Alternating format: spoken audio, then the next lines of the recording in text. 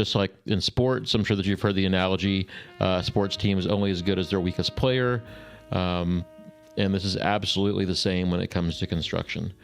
Having a bad carpenter or a bad drywall guy can make your finished product look awful.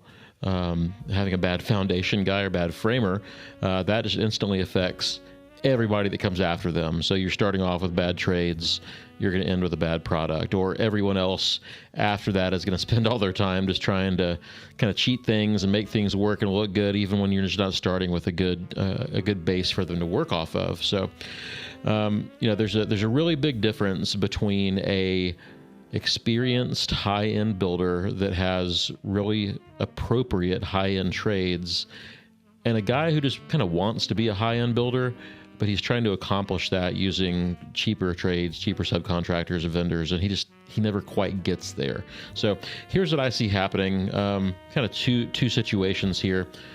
Number one, and I think this is probably the most common, the level of the subcontractor or the vendor doesn't grow with the builder. So, and I did this too, builders generally start small.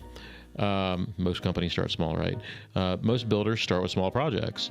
And I think a lot of remodelers especially kind of start in the world of, we're going to do small jobs, maybe siding, paint, and you move into doing baths, kitchens, whole houses, and then eventually you're doing additions.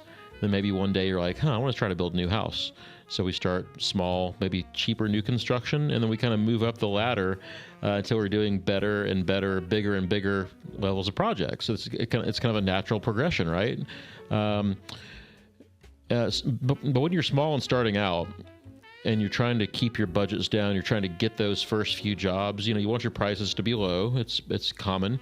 And so you're generally using subcontractors who are kind of one-man operations, guy working out of his truck. You're probably working out of your truck at that point too. And so you're using these small guys to keep your prices down. And a lot of those guys are fine for what they're doing. I've never been one to knock somebody who's doing that type of work, because there's an appropriate level of sub, there's an appropriate level of everything, right? Not all the expensive guys are a good fit for small projects.